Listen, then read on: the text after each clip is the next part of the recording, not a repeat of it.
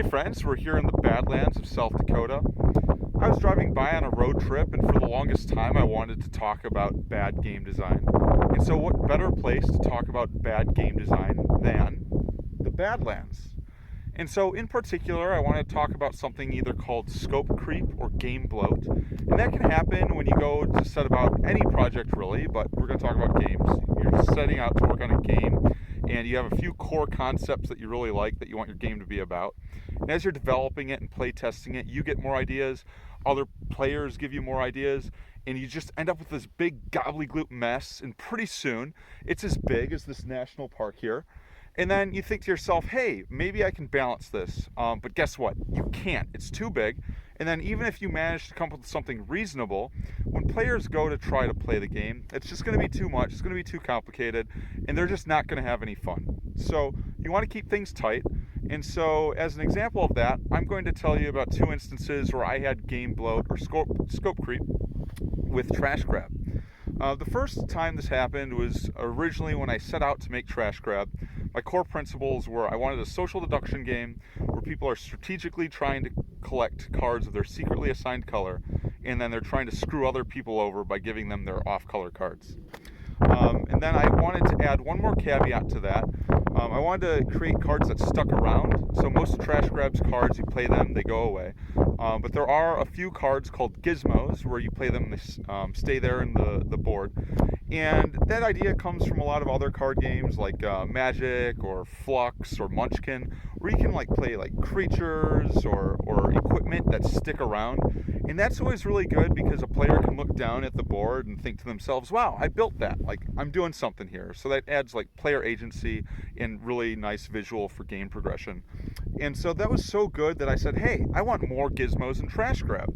And so not only did I start changing some ventures to gizmos, I started altering ventures to care about gizmos only. And the biggest offender, which I think is a really great visual gag, was something called Blow It. And Blow It was something that could either destroy all other gizmos or keep your own from being destroyed. And if you look at that, you're probably thinking, hey, that has nothing to do with color at all. And you're absolutely correct. My game suddenly became this terrible nightmare thing that really just cared about gizmos and not colors.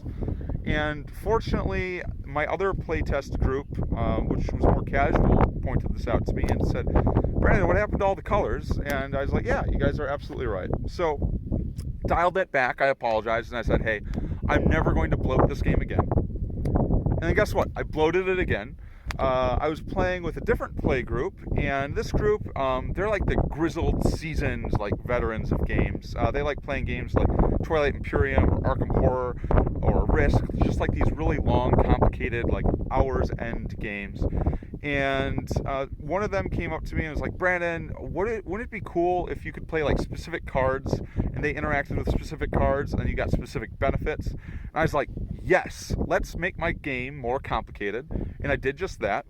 So then this discard mechanic started creeping into Trash Grab, and I ended up making this one card in particular. It was called Have Some Bees.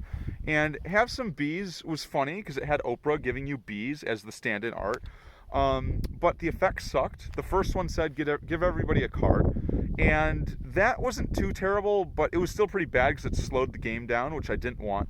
And then I made the card especially egregious because I tacked on this special effect to it that said if you discard this card, you get to take something else from the discard pile and put it in your hand. And so my game, which was a beautiful, simple game about collecting colors, suddenly turned into this weird sort of discard engine game. It's like if you took Dominion or Terraforming Mars and made it bad, that's what Trash Grab had become. And so fortunately, I went back to my more casual play group, and they noticed this immediately.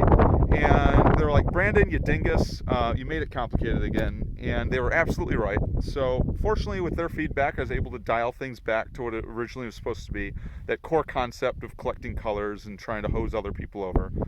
And so I want you to think about that next time you go to start on any sort of project or your game, is start with that core concept, and as you're building things out and you're getting more ideas, periodically check in on yourself to make sure you're not bloating it too much.